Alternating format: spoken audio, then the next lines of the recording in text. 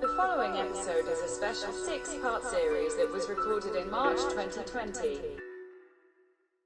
Good afternoon, ladies and gentlemen, colleagues and friends.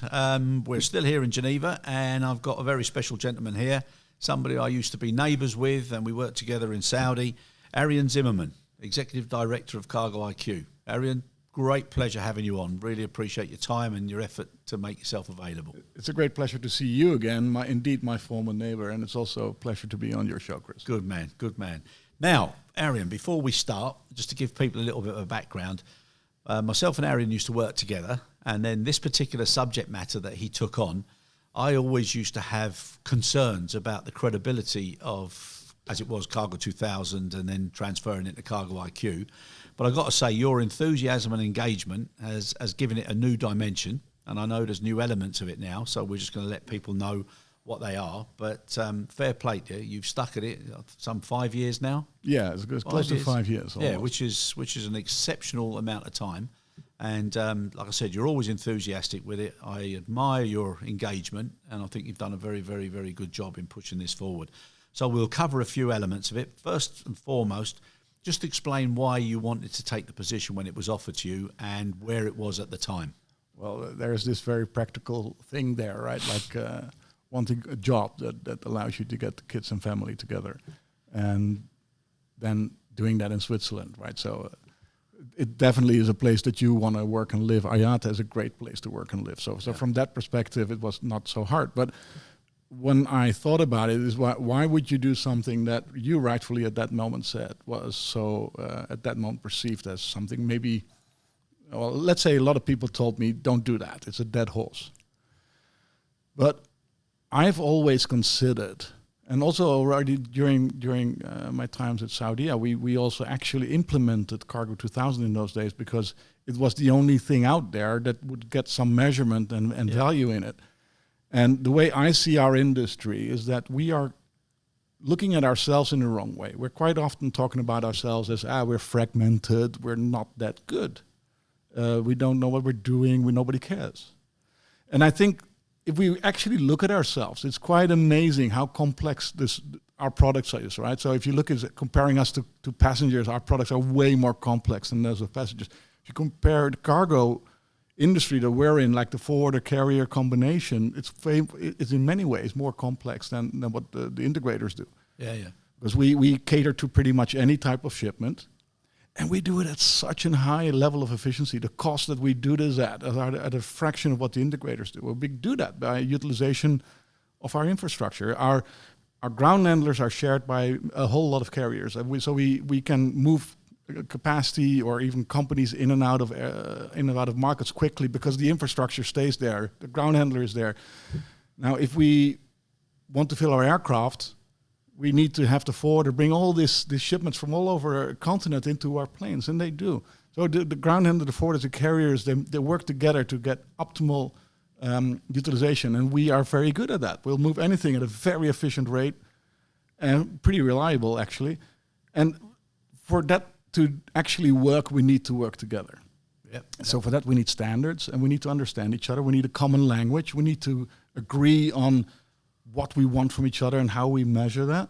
Yep. And there is not much else out there but Cargo 2000 in those days. So when I looked at Cargo 2000, I thought, this is what we need. And I couldn't help but wonder, why did it not work? Yeah, as many people did.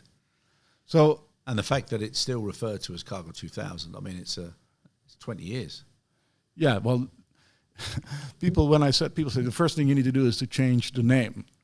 And I joined with, it wasn't me, I joined with a board that had a good sense of direction, and we agreed quite quickly that changing the name was not the first priority. Yeah. The first priority is to get a true realization of what we were out there for, we were to serve the market with. Yep. So when you came in, what did you find were the, I don't know, three to six top things that had to be changed to give it more credibility? Well, I think that a couple of the things that happened over time is that it started as a great initiative, but it started in the boardroom, but over time it kind of slowly went down to the cellar. So that part of our membership needed to put it back higher on their agenda again, so that whatever is agreed in Cargo IQ can then be implemented. Yep. Because I saw that a lot of the ideas were there, but then people would basically say, hey, let's not do it because it would bring all that work and I can't sell it back home. So a lot of what happened was people trying to basically avoid for too much of a change because they couldn't sell it in their own organizations. So we needed to get ourselves higher on the agenda of our members, I think, and that's what we did.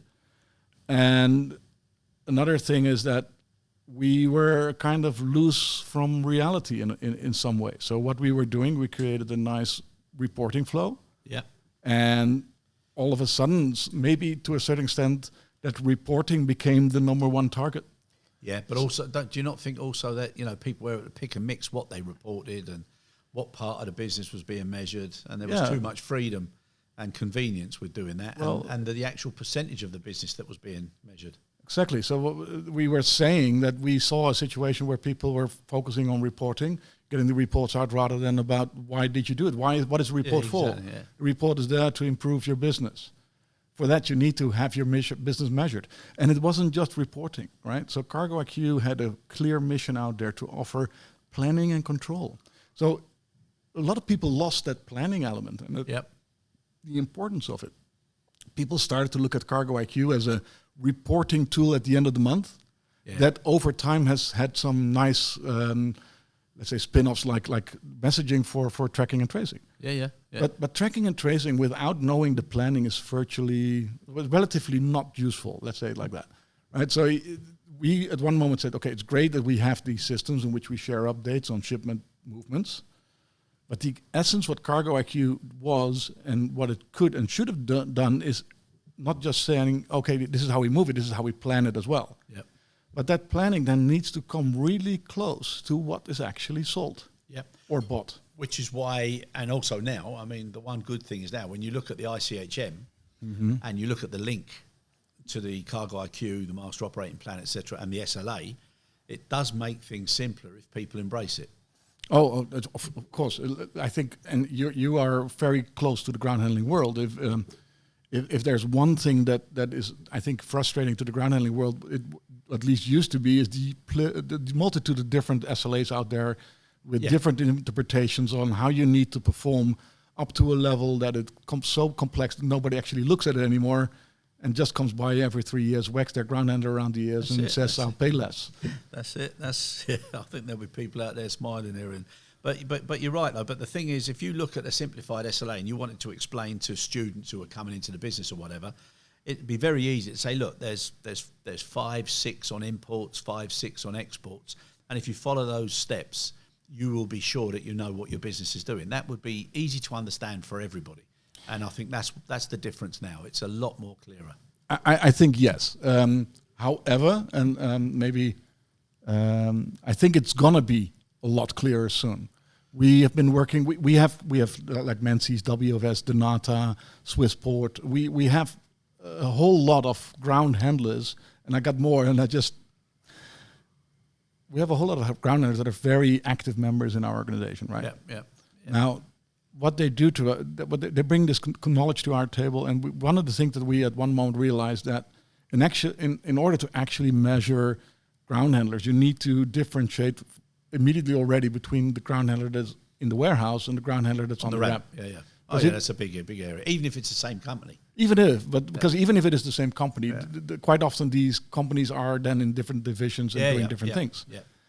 And only once you have the clear line where we start custody and end custody of the shipment by these operators, can we then link their processes to it. And we didn't have those, let's say, events marked. So we started working on that, and we come up with what we call as custody markers for freight into and freight out of warehouse. Yep. Now, once we have those, we can then start to plan for, let's say, shipment movement events. And when you say 5, it's also still how do you define quality? So Cargo IQ so far has been looking at quality for shipment, primarily is moving those shipments within operational specs. But there is more to that, especially when you're a ground handler. And nowadays we actually monetizing on it because people kind of realize that if you move animals or pharma or other things, not everybody can do it. And if you can properly do it, people are quite often willing to have proper care for their shipments. Yeah, and it differentiates. Just what you just said there about the FIW, FOW. Okay, so right, it makes full sense, and it's been an area that's never been correctly handled or handled the way it could be in the past. Now, with those messages, how does the process actually work? Because there'll be a lot of handlers who can't physically do that. It will be on a clipboard, or it'll be on a piece of paper, or it'll be passing chits across that get signed. So how do you then put that into real time into the system? What's the recommendation from the Cargo IQ team? Okay, there's two words there. How do you put it real time into the system, right? Yeah. So putting it in the system is one of the things, right? So putting in data that is reliably reflecting the timestamp of an event. Yep. And that can be after the fact, right? So you can at 2:00 fill in a message saying that you did something at 12:15. Yeah, so what you're talking about is doing batch inputs. That is after a the period. first step, but the real step, when you said two things, the other step is real time, right? Yeah. So basically we want to get into this messaging at real time. Well, the first thing that we need to do is have a standard. Yep. Because it does come with investment. Even though we realize that we believe that this investment will pay itself back through better efficiency because we can manage the processes better, the investment will have to be made. And the investment that we see will only make sense if it is a standard for the industry. So a ground handler that implements our messaging standard should have benefit from that with anybody, not just Cargo IQ members. So we're aligning it with, and I'm not sure if you spoke to Brandon or you speaking with Brandon. We've had a good session with Brandon already. Yeah. So he is within IATA taking care of all kinds of standards. We defined the standard for Cargo IQ, and we've already put it with IATA saying, look, this is how we look at freight into and freight out of warehouse. We think it's a good idea. Why don't you put it in the standard SLAs? Yep. Why don't you define the message standards with us? So we're also talking to Henk Mulder of IATA's One Record to say, what kind of message standards can we do? Probably maybe not in the IMP world, or maybe still. Yeah. Maybe we will define a standard that people can put on top of their IMP if they want to, but in Cargo XML and in One Record, which is this linked data initiative that is by IATA. Yeah. So we're working on the data standards, and we believe that if our ground handlers do this, and we make the standard like more or less mandatory within the Cargo IQ world, because we are going to link all our events to it, but the outside world will benefit from it as well. If you want to define the responsibility of a ground handler in their processes, and this is something I should definitely think every carrier should consider, because how do you otherwise evaluate each other? You need to have these proper processes. They need to make logical sense. Otherwise, the ground handler may do it or not, but it doesn't make sense. So, and that's why I believe that this can be standardized, because the reality is that there's only so much we can do, right? Shipments move in ULDs from planes to warehouses and back, and it's a logical process. So we can implement whatever is logical in there and roll it out as a standard, because it is the way it should be done. There's no need for 50 different forms of SLAs on that. Best practice, keep it as simple as possible. Yeah. And then it's sustainable. So I fully agree with that. Now, as far as, so we've covered that. So there's a little bit of a conundrum with the logic, because it's how they're going to report it and the timing. But also at the front end with FOH, or with actually accepting cargo that's not fully compliant for acceptance. What do you think about that particular issue? Well, okay. First, please give me a disclaimer on I'm not a ground handler, right?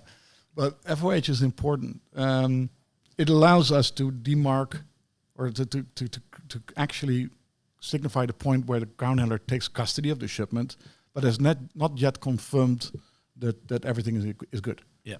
But we need it, because there is this commitment that the forwarder gives, is saying, I will bring my cargo to you in a good... ready for carriage, yeah. Ready for carriage and everything before a certain time. And then there is this process that the ground handler has where he checks that, or she checks that. Yeah. So then this moment where you present your cargo at the ground handlers, and you can twist on when that is, when your truck drives up, or when you put it at the door, or when you walk into the office. But that moment is FOH, where the ground handler recognizes, look, you got your car. It's like when you go through the gate at the airport as a passenger. Now you're going into the air bridge, but now you're on board, basically, right? And you're not seated yet, but that is the thing. And somebody may still take your trolley, because it may still not fit in the overhead. Yeah. And that's the way cargo goes into FOH. Now, after that, we have RCS, is it ready for carriage? Or somebody said to me, receive cargo from service. Yeah. I think that's what it's from. Or Yeah. Anyway, so the ready for carriage check is important, because if we don't do that, we may end up with a shipment we can't move. And so we have the FOH satisfying, the forwarder is on time, or their trucker or the customer is on time. And now we have the RCS saying it's not just on time, it's also complete. Yeah. And those two go hand in hand, and they're logically linked, right? So, but we can't link them to departure. We cannot say, okay, RCS needs to take place so much before departure and blame anybody else for it, because it's driven by what time the forwarder shows up with its shipment. What we do know is the forwarder needs to show up before LAT. That's what we can hold the forwarder responsible for.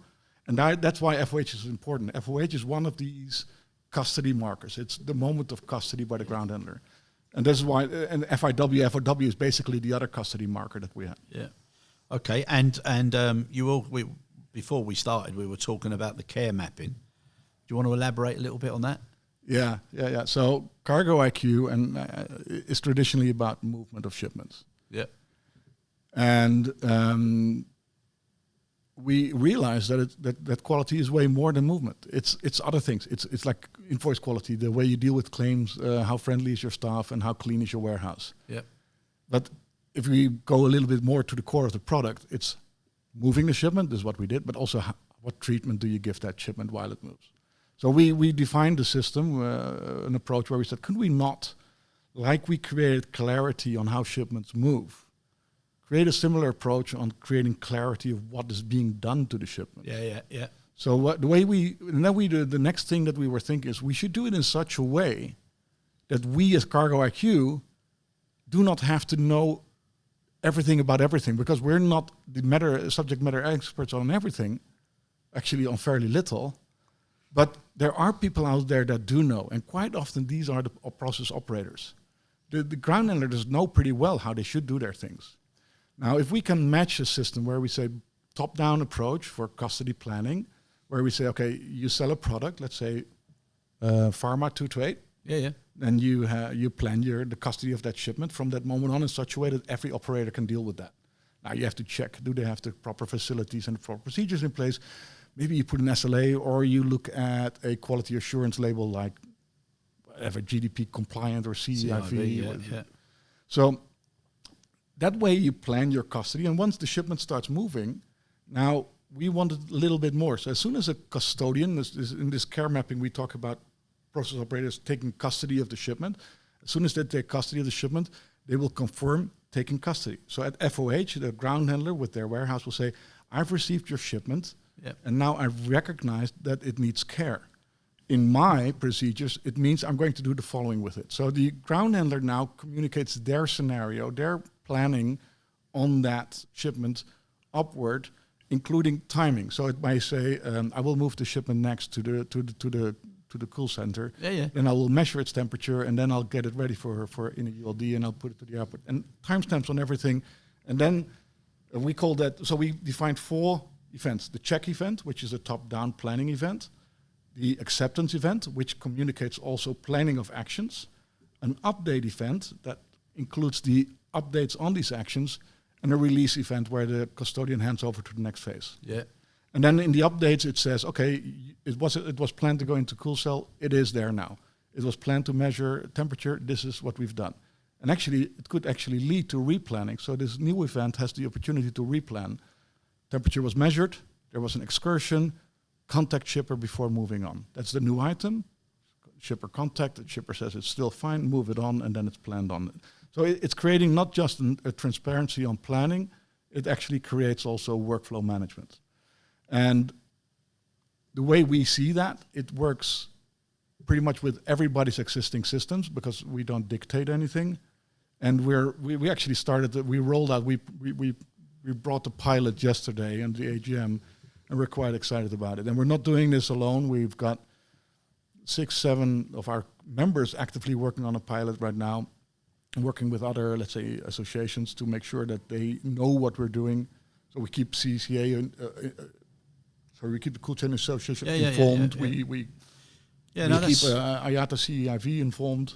Yeah, no, and Ariaen, seriously, genuine, you know, because of what we were talking about earlier, But I think that word is so important now to start coming back into our business, care. Care, yeah. And like I told you, I've got 24 acronyms of You a do. care program, and the one that reflects on this one is obviously consider all responsibilities everywhere, and that's what any shipper wants to know, that whoever's involved, from whether it's theirs or anybody else's selection as a supplier, that they actually care for the process of the business, and it's important. And one way of proving you care is by having these particular triggers and these measures, which is so important. Well, the way we see it, right? So there are these programs already out there aimed at quality assurance for various care elements like animals, cool chain, or pharma.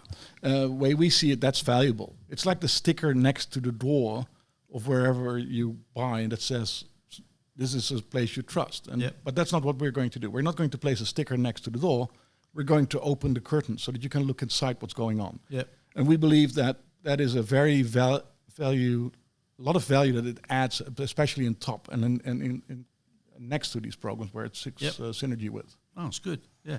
And so what you're saying is now, as you move forward, you're also going to start to look at how you can identify the same sort of principles, but for catering for all different products. Yeah. So the high value or high handling products. Well, value is a relative thing, right? Not necessarily just money, but if it goes wrong, it takes a lot longer to replace, etc. Well, we think in the end it should be driven by whatever was offered as a service. Yeah.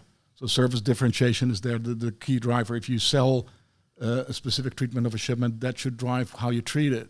Yeah. And if somebody wants to send pharma as passive packed and as general cargo, it's up to them. And they may lose a shipment every now and then. It's still up to them. Yeah.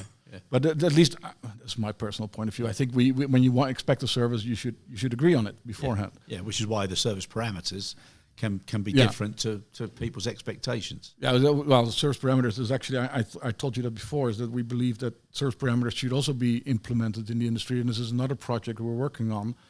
So actually, we have 6 strategic themes in Cargo IQ at the moment, and they're 6 strategic topics into 2 themes. And what are they? What are the 6? Well, the first theme is doing what we should be doing already, but doing it better. And it's measuring 100% of the shipment. So yesterday at our AGM, we agreed that we will move to 100% shipment measurement of all the shipments of our members. Which it should be. It should have been a long time ago. Yeah, but we couldn't, because technically we weren't able to do that. Understood. So we created a new spec that can actually measure everything. Yeah, but it's that's one of the key criteria that people used to say, what's the point? It's only 5%, 6%, whatever the percentage was. And it was chosen so people could actually manipulate what was being reported and recorded. Well, yeah, the people would say that, but they would be still that would be a wrong statement because we were not at 5-6, we were at 80-90%. However, for a particular customer in a particular market, that could be 50% or less because they could be living in an offline market, right? Correct. So but we say we need to go to 100% because indeed you're right. Yeah, and that's such an important thing. Yeah. First of all, Cargo IQ members and you've worked with one of the Cargo IQ members. You don't become a Cargo IQ member because you want to hide your performance. And I can honestly say that my members are, and those that are still around because some left over the last 5 years, but my members, I can be proudly saying all of them are there to improve their quality. So I don't believe that they want to hide there. But there is this human component that when you measure them on something, they want to look good, right? So So measuring everything is number one. Is a very good basis. Now, number 2, the second one is having offsets that reflect reality, and offsets are the name we give to our targets. So we plan when we're talking about Cargo IQ, it's creating planning and control, and planning is basically creating a targeted route map for a shipment. So every shipment gets various targets along its expected route where it should be. Now, we base these on offsets. And these offsets were traditionally on a negotiation platform between forwarder and carrier. And we thought that didn't make too much sense because these should be driven by the operational reality of how a shipment is treated rather than on a negotiation. And for your example, the process from arrival of an aircraft to RCF was something that was agreed between a carrier and a forwarder. And as a result, we had these offsets in place for every carrier forwarder combination worldwide for every station. Now we had that for 18 targets, That means, and then for every product. So we have around 600,000 lines of target data. But going back to arrival to RCF, a ground handler doesn't even know what's in the ULD the ramp handler at that particular, he doesn't know what's in the ULD when he moves the ULD from the aircraft to the warehouse. So how can the ramp handler and then the warehouse handler, how can they differentiate per forwarder how to treat that ULD? They can't, because they don't even know what's on board. So the only real information that you should base that process on is what is that process designed to do. So the process design and then the reflecting SLA between the forwarder and carrier should drive the expected process time there. And this is one of the changes that we did. And it frees up a lot of capacity in our systems. It makes it way more scalable, a lot simpler, and reflect reality. Because now we can use all that freed up capacity instead of having our 30-odd carriers negotiate with every forwarder on every offset everywhere. They can now put different products in there. Yeah. But the same principle, but different criteria for different products. Yeah, and different places, right? If there's a 5 kilometer ride from the aircraft to the warehouse, it's different. Yeah, especially on the new airports. That's the distance is a big problem now. Yeah, no, you're right. But at least it's transparent. Exactly. Yeah. All right, number 3. Okay, now you're challenging me. You got 3 and 3. Yeah, 3 on 3. The number 3 on the doing things better that we did already. The number 3 that we had in mind and that we're working on is to make sure that we are actually used as a service delivery management tool. Okay. So not just in word, but actually used that way. Now it has to do with the quality of our reporting. It has to do with our audits. Do they actually check for that implementation, yes or no? There are various factors involved there.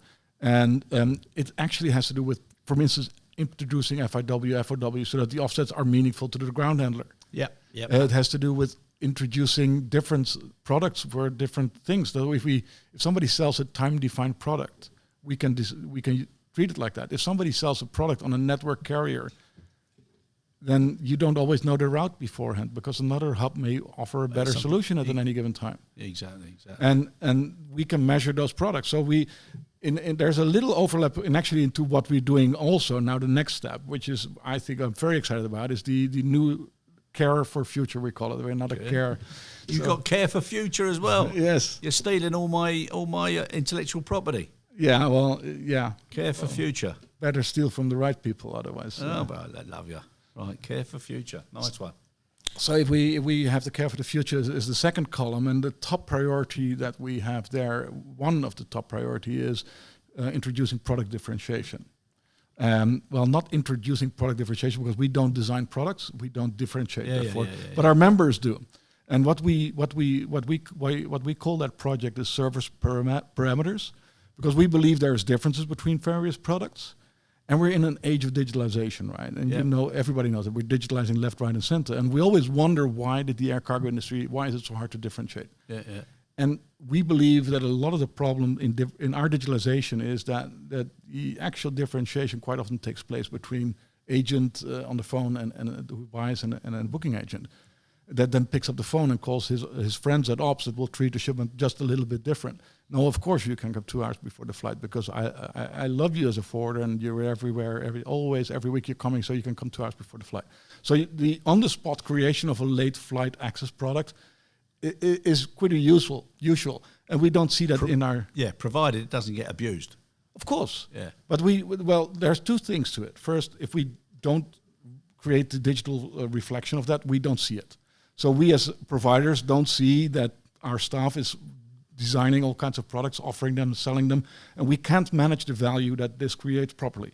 Secondly, and we see that, and you have an operational background, salespeople are very good in designing products, and they're not always good in being there when it then falls apart operationally. But that's what I was going to say now. Like, some of that late acceptance is commercially driven, and if you have too much of it, you can't do the ready for carriage checks, and you can't do your proper revenue generation and protection checks, and some safety issues. So another acronym of CARE is Check Acceptance Responsibility Events. So yes, and nobody checks it. And we believe that if we want to go into proper management of that, we need a digital version of these kind of Definitely of things that make up products. So late flight access, early availability at destination, must fly as one, is route specific, flight specific, must avoid a certain city. All these elements that we can use to build up a product, define the product. So now carrier has an express product, and every carrier defines it differently, and we say, let's get to the parameters so that you take your products, and we then can explain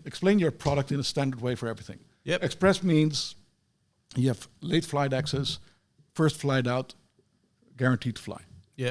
Now that could be your definition. I mean, somebody else could use something else. It could be time-defined short window. Up to them. But at least, but the clarity of the definition is something that also needs to come in line. So everybody's doing things the same way. Yes, because otherwise we will see that we will not have digitalization succeed, or we will lose the differences between our products. Yep. If digitalization completes. Anyway, so this is quite exciting. When we come from there, we go into time defined as the first focal point for this particular one, and we're rolling out a pilot on measuring time defined products that instead of what we currently have is the itinerary based products. Okay, and all right, that's so good. So not cutting you short, but now the second care mapping, we talked about that. Yeah, and that's providing care as a next measurable component of the shipment. And this is so hard to put these slides on my brain. There's a third component, which is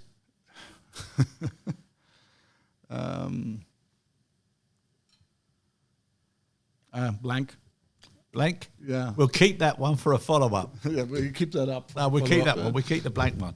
No, fair enough. Now, we spoke, and you covered there about dwell times. So dwell times and pre-delivery times. So as far as that's concerned, there's obviously a feeling that in some cases it's carrier-driven because it's flexible for the customer, but it also eats into the time and the cost base of the GHA.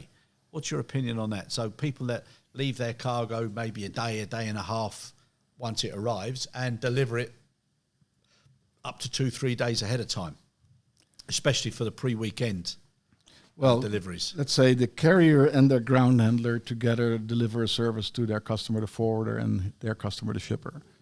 And one of the things that they offer is to give the most economical solution. And quite often that means that the forwarder has a certain need, right? So they'll bundle their shipments on a truck, and they quite often want to have it on Friday because, having a truck on Saturday can be more expensive or nasty or complicated. So they drop it at Friday already at the departure airport. Now, that's part of the service that the carrier and their ground handler then give that forwarder and their shipper. That the carrier gives. But that then eats into the capacity capability of the GHA, and it also clogs up their facility, and it causes all manner of problems. So if there's going to be an industry set of standards, and if you go to an integrator, you don't leave your package there for 2 days before, and so there needs to be some sort of, I think, readjustment so that there's a fairness and also a transparency of what can and cannot be done. Well, the way we look at that, Chris, is fairly simple. There is a value generated in this particular case by the ground handler carrier combination. If that value is there, it should be made visible. And the visible value should be valued by both parties, both by the one that offers it as well as the one that in the end receives it. Yeah. And if the one that receives it values it, it should maybe become part of a product. And I cannot say anything more about this in any way. I know. So I know, but it's just, do you know what I'm saying? It's just something whereby, there's an understanding between people who get into the SGHA and the contract and the SLA, and then sometimes things change, because of short-term flexibility, shall we say, and it then has a knock-on effect on other parts of the business. Well, it comes into understanding of our business, right? Quite often you talk to people and they say the business that cargo is speed. Yep. And I tend to, in general, not agree to that. Speed is a component, but what we are selling is the most economical solution to sasatisfy a movement need of our shippers. Yeah. And quite often, the next alternative to the air cargo movement is something that takes 2 to 3 weeks. So there's a whole array of shipments out there that are not driven by having to be there the next day. They're looking for the most economical solution to get something on the other side. Yeah. And one of the components is risk. So let's say if you ship something to the other side of the world, there's a risk component. So you want it there on Wednesday, and you're not going to send it to arrive on Wednesday because your customer is going to be extremely worried if they're Last minute. Yeah, because their shop may not open on Wednesday, right? It may be the clothing for their grand opening of their store. Yeah. So you send it to be there on Monday. But once it's there on Monday, that risk is gone. And now it becomes a warehouse optimization challenge for your receiving customer. And they're not very much inclined to send that truck over on Monday because they only need it on Wednesday. Yep. Now, we create that value for the shipper. We do a lot of that. We could do it for a couple of ways, right? We could also introduce a higher reliability of our products and perceived reliability. And somebody may say, no, it's fine. It can come on Tuesday or Wednesday because it will be there. And no, that's not what the customer and the industry wants, because people want to pay a lot less. And as a consequence, we need to fill our aircraft. And as a consequence, we sometimes overbook and sometimes doesn't fly. So they take the risk, but they'll book it for Monday. So it's we bite ourselves a little bit in the bum by creating products that are not fully reliable, driving behavior of our customer that clogs up a destination. Yeah, exactly. But the only thing I can tell you, Chris, is we do this analysis, right? We have a lot of data, and there is a high correlation between the dwell time and the costs that are being charged for this dwell time. Yeah. No, fully agreed, understood. It's just the point that, we try and make things as efficient as possible. And just like there's not many more beaches being built anywhere in the world, it's also very expensive for frontline facilities. And if they're not being used to get in, get out as quick as possible, it defeats the object. Yeah, and so we should realize that customers look for certain solutions, and we either build in the stimulation for these customers to behave in the way that we want, or we build a facility in such a way that we can address that need of the customer in a more efficient way than keeping it at the airport. I fully agree. Yeah, no, exactly. Okay, now, last question. Where do you see yourself taking this model to in the next 1-2 years? You mean our Cargo IQ model? Cargo IQ. Now, for us, we are, next couple of years, we're going to be continuously busy by adding more reality to what we're doing. So planning and control for us is more and more important, and that means that we have to be more real time. So we're going to put more pressure on not just the quality of our data is it the correct format and does it have the correct content, but also is it going to be on time? So real time of information is a very important thing. Then rolling out these digitalization of service parameters is very important. And this is, I think the industry should realize this is not a Cargo IQ priority. Modern cargo distribution, where if we now go into modern cargo distribution and we do not create an opportunity to differentiate between our products, and this works. So if we are then succeeding in digitalization, it means we can't differentiate between our products anymore. Yeah. And that would be definitely wasting value for us as providers, as well as for our customers that are then not able to pick the proper products anymore. So I believe that that is a very important project, and I think our industry is underestimating the impact of digitalization. If we don't create this, then we're just further commoditizing ourselves, which is not something we should do. And care, I'm very excited. We're doing pharma now. Next thing, let's take care of doing this for animals, for valuable goods. Let's take human remains in a proper way. Anything that has a certain service element to it on top of it that we can plan, let's take that methodology there in a uniform way. And this also is an approach that we're doing here is, again, industry open. Whatever we do here and get out of this, we want to present to the industry as something that they can do. Yeah, to everybody. Because not just Cargo IQ members. Yeah. No, and I think it's a very good term, word, and principle to finish on. Is the industry has to care, and if we care, then the industry is in good hands. Well, and I believe the industry cares. Yeah. And I would just hope that when we always have these short-term obsessions, right? We have long-term needs and short-term obsessions. Yeah. Our short-term obsession is, there's too much capacity. We can't make money. Let's fire people. Or we don't have enough capacity. Let's sell whatever we can. We don't care about anything else. But there's this long-term need in designing proficient processes and positioning our products properly and designing something that is actually lasting. Yeah. So we can serve high-value products economical products on the same infrastructure, and all of us make money. Yeah, and laying a good foundation and legacy for those that come after us. Correct. And with that, my friend, thank you very much for your time. Thank you. And it was always a pleasure. I'll never forget your generosity in Saudi. So, you mean the best? Okay, that's probably, we should talk about that in a different setting. Generosity. Yeah. I think that is a good word. Take care of yourself, Aaron, and good luck. All Thanks right, very much. Thank you, Chris.